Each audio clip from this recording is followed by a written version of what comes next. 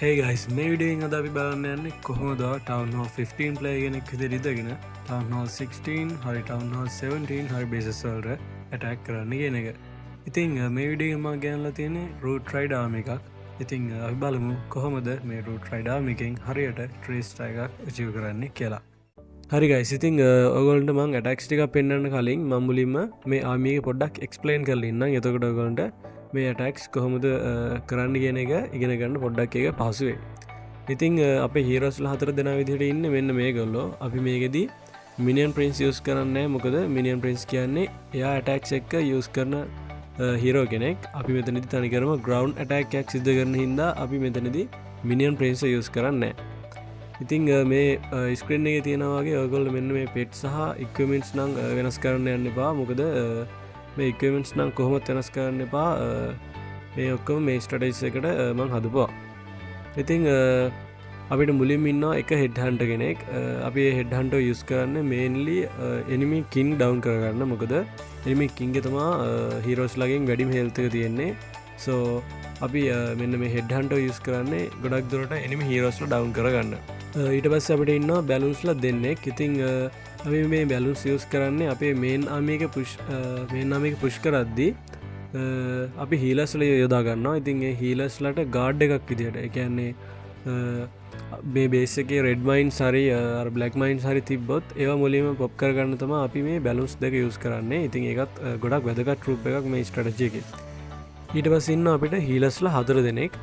ඉතින් මේ හීලස්ලා අපි ප්‍රධාන වශයෙන් යූස් කරන්නේ අපේ මේන් ආමි එක හීල් කරන්න. ඒ කියන්නේ මේන් ආමි එක පුෂ් කරද්දී ඒකට පිටිපස්සෙන් මේ හීලස්ලා දාලා මේ හීලස්ලා තමයි ඇටැක් එක පුරාවටම ඔයගොල්ලොන්ගේ මේන් ආමි එක හීල් කරන්න. ඉතින් මේක තමයි මෙතන තියෙන ප්‍රධානම ට්‍රූප් එක කිව්වොත් හරි. මොකද හීලස්ලා ඩෙඩ් වුණොත් ඔයගේ ඇටැක් එක බොහෝ දුරට ෆේල් වෙනවා. ඊට පස්සේ ඉන්න අපිට වැල්ක්‍රීස්ලා 10 දෙනෙක්.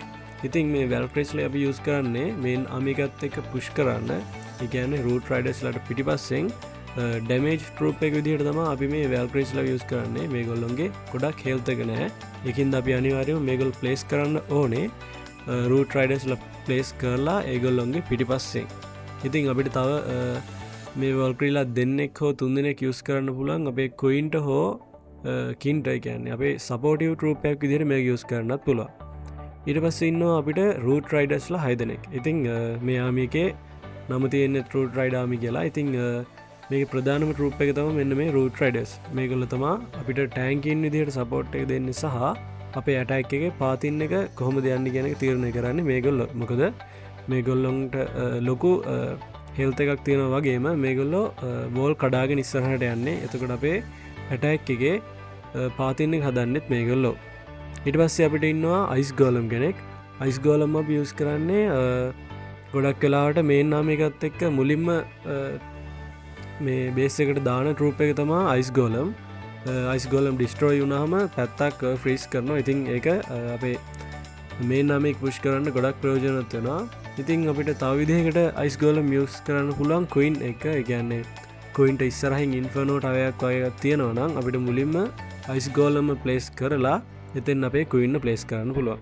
ඊට පස්සේ ඉන්නවා අපිට විචර්ස්ලා දෙන්නේ. මේ විචර්ස්ලා දෙන්න අනිවාර්යයෙන්ම ඔයා පාවිච්චි කරන්නේ ක්වීන් එක. ඒ කියන්නේ ක්වීන්ව ප්ලේස් කරන්න කලින් ඔයා විචර්ස්ලා දෙන්නවා ප්ලේස් කරලා ඊට පස්සේ තමයි ක්වීන්ව ප්ලේස් කරන්නේ. මොකද විචර්ස්ලා ස්කෙලිටන්ස්ලව ස්පෝන් කරන හින්දා අපේ ක්වීන්ට එක්ස්ට්‍රා ගාඩ් එකක් ලබා ගන්න පුළුවන්. ඊට පස්සේ අපිට ඉන්නවා මිනියන්ලා දෙන්නේ. මේ මිනියන්ලා දෙන්න යූස් කරන්නේ ඇටැක් එක කම්ප්ලීට් වෙන්න යද්දී වටේ මොකක් හරි බිල්ඩින්ග්ස් ඉතුරු වෙලා තිබ්බොත් ඔයාලට පුළුවන් මේ දෙන්නවම හරි එක්කෙනෙක් හරි දාලා ඒ බිල්ඩින්ග්ස් එක හෝ දෙක කඩා ගන්න. හරි guys, ඉතින් දැන් අපි බලමු අපේ ස්පෙල්ස් ටික මොනවද කියලා. ඉතින් මෙතන තියෙනවා ඉන්විසිබිලිටි ස්පෙල්ස් 6ක් මුලින්ම. ඉතින් ප්‍රධාන වශයෙන් මේ ඉන්විසිබිලිටි ස්පෙල්ස් 6 අපි යූස් කරන්නේ RC charge එකකට.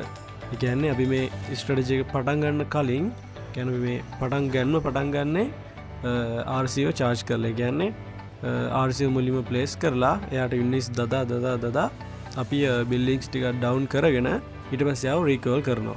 ඉතින් ඔන්න අපිට ඊට පස්සේ තියෙනවා රීකෝල් ස්පෙල්ස් එකක්. අපි එකකින් කරන්නේ RCෝ රීකෝල් කරන එක.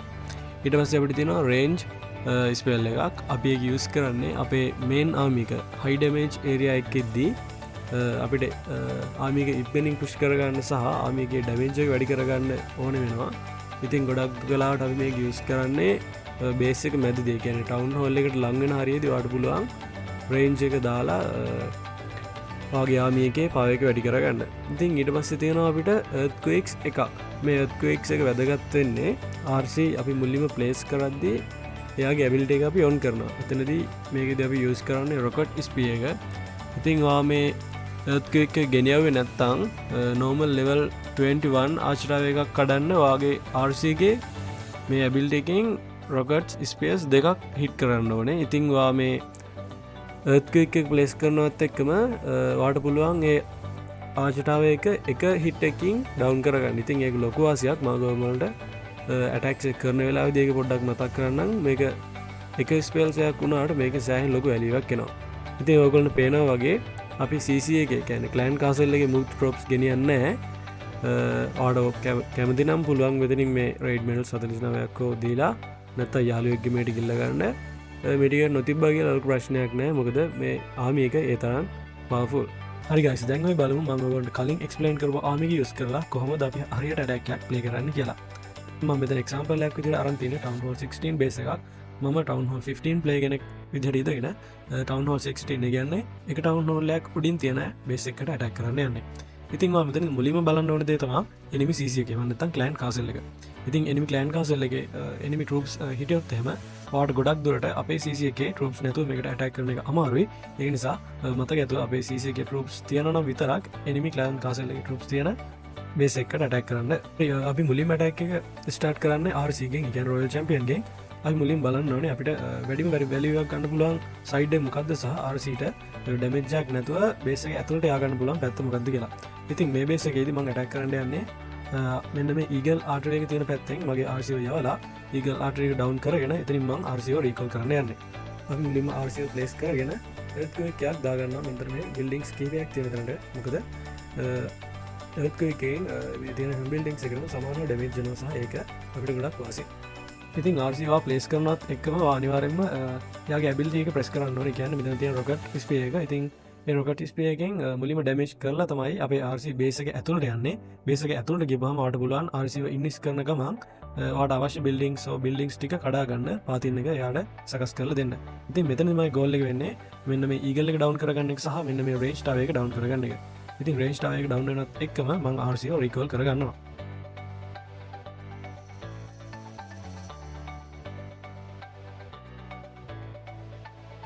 ඊට පස්සේ අපි අපේ queen ප්ලේස් කරන්න තැනක් බලන්න ඕනේ. කියන්නේ අපි queen ප්ලේස් කරන්න ඕනේ අපේ main army එකට funnel එකක් වෙන විදිහට. කියන්නේ main army එක එකම path එක ගමන් කරන විදිහට තමයි අපි අපේ queen ප්ලේස් කරන්න ඕනේ. ඉතින් මම base එකේදී queen ප්ලේස් කරන්නේ මෙන්න මෙතන මේ තියෙන multi archer එකකට එහා පැත්තෙන්. එතකොට මගේ main army එකට හොඳ pathing එකක් ලැබෙන නිසා. ඉතින් මම queen ප්ලේස් කරනවත් එක්කම අනිවාර්යයෙන්ම queen ගේ ability එක press කරන්න ඕනේ. ability එක press කරනවත් එක්කම giant arrow එක වගේ base එක true can ගමන් කරන්න පුළුවන් නම් ගොඩක් හොඳයි. ඉතින් queen ප්ලේස් කරලා යාගේ ability press කරාට පස්සේ ඔයාලට පුළුවන් seek barrack එක queen ගේ පිටිපස්සෙන් ප්ලේස් කරන්න. ඒකත් එක්කම අපි ගෙනියන විශ්ලා දෙන්න මෙතනින් ප්ලේස් කරන්න. එතකොට ඔයාගේ queen ට extra damage එන එක නවතිලා queen protect කරගන්න පුළුවන්. queen ප්ලේස් කරගත්තට පස්සේ අපි අපේ main army එක base එක ඇතුළට යවන්න ඕනේ. ඉතින් ඔයාගේ main army එක base එකට දාද්දී ඔයා පළවෙනියට root riders-ලාත් දෙවෙනියට balance-ලා දෙන්නත් තුන්වෙනියට healers-ලා සහ ඊට පස්සේ ඔයාගේ king warden සහ අන්තිමේටම තමයි ඔයාගේ valkyries-ලා ටික base එක ඇතුළට දාන්න ඕනේ. main army එක place කරගත්තට පස්සේ අපි ටිකක් කරලා බලන් ඉන්නවා අපේ main army එක base එකේ core එක ඇතුළට එනකම්. ඉතින් මේකත් එක්කම ඔයා headhunters-ලායි minions-ලායි use කරන්න මතක තියාගන්න. බැරි වෙලා හරි enemy hero කෙනෙක් ළඟට ආවොත් ඔයා headhunter use කරන්න ඕනේ. ඉතින් අපේ main army එක base එකේ මැදට යනවත් එක්කම ඔයා rage spell එක මැදට දාගන්න. එතකොට අපේ troops වලට high damage සහ speed එකකින් ඔයාගේ enemy base එක down කරගන්න පුළුවන්. ඉතින් ඒත් එක්කම උපරිම high damage area එකේ ඉද්දි warden ගේ ability එක අනිවාර්යෙන් press කරන්න. එතකොට අපේ healers-ලා සහ අපේ main troops ටික ආරක්ෂා වෙනවා සහ healing gem එක තියෙන නිසා මේ ඔක්කොම heal වෙනවා. ඉතින් ඒකත් එක්කම මිනියන්ලා දෙන්නෙක් ඉතුරුයි. ඉතින් මේ මිනියන්ලා use කරන ගමන් වටේ clean up එකක් දාගන්න. ඉතින් එන්නේ විදිහට ඔයාලට ඔයා ඉන්න town hall එකට වඩා එක level එකක් හෝ දෙකක් තියෙන උඩින් තියෙන bases restart කරගන්න පුළුවන් ලේසියෙන්ම.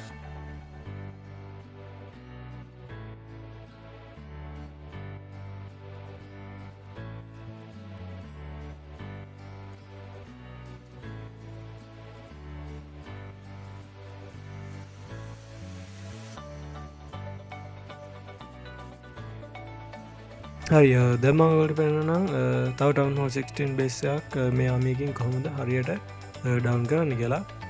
ඉතිං මෙතර දිත්මං කලින් වගේම තමා මමුලින්ම ඒත්කුයිකයක් දාලා ඊට පස්සේ ආර්සිව ප්ලේස් කරලා යාගේ ඇබිල්ටික ප්‍රෙස් කරලා එක කම්පාන්මටක් ඩවන් කරගෙන යාව රිකෝල් කරන්න යන්නේ. ඉතිං මම්මුලින් මෙතන වෙන්න මේ වගේ ඒත්කුයික ප්ලේස් කරගෙන ආර්සිව අපේ බේසක් ඩවන් කරන්න මුලින් ප්ලේස් කරගන්නවා. ඊට පස්සේ යාගේ ඇබිල්ටික ප්‍රෙස් කරලා මෙන්න මේ මල්ටියස්ටාවක සහ ස්පෙල්ටාවක සහ ස්කට ෂොට් එක තියෙන කම්පාර්ට්මන්ට් එක ඩවන් කරගත්තට පස්සේ මං ආර්සිව මෙතනින් ක්‍රීකෝල් කරගන්නවා.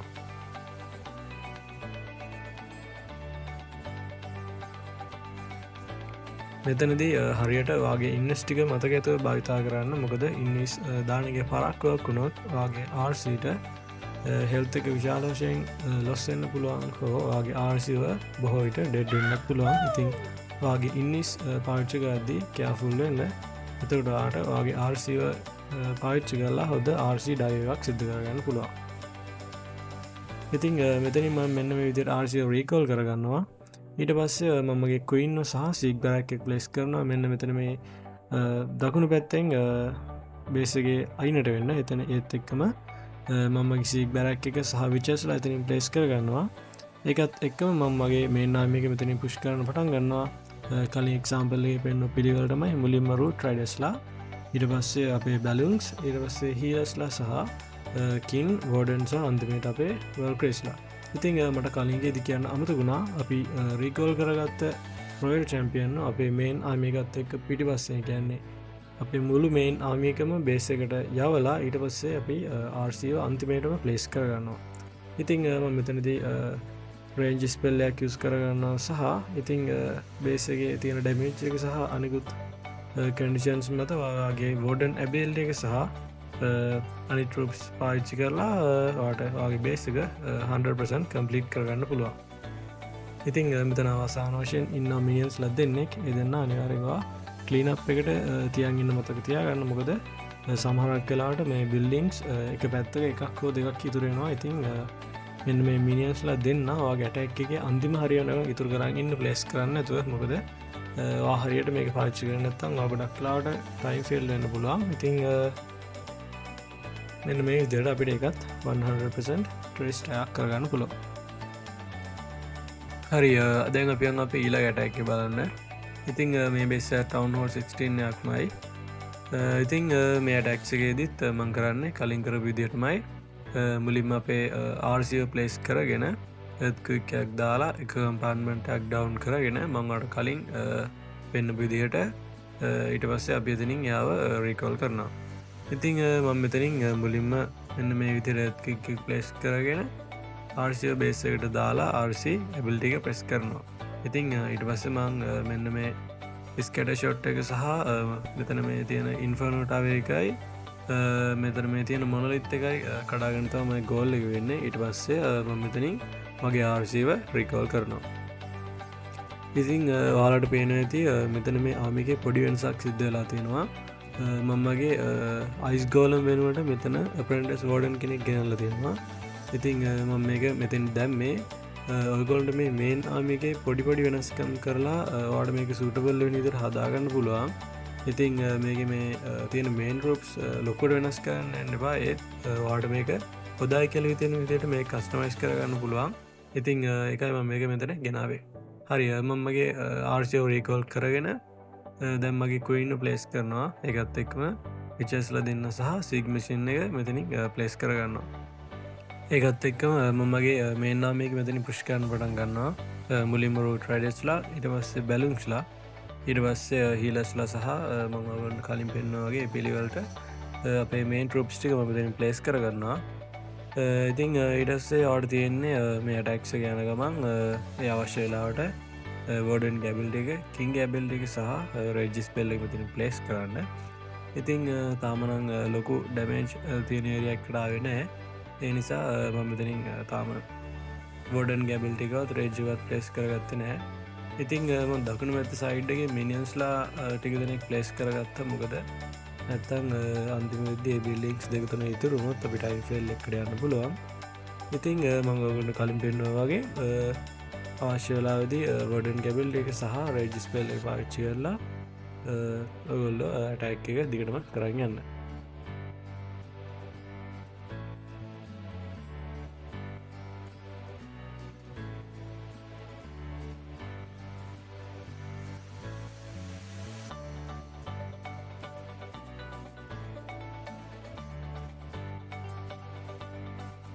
ඉතින් වීඩියෝ හොදා කියලා හිතනවා වීඩියෝ එක ලයික් එකක් දාගෙන යන්න සහ මේ වගේ වීඩියෝස් දිගටම බලන්න ඕන නම් අපේ channel එකට subscribe කරලා දාගෙන යන්න.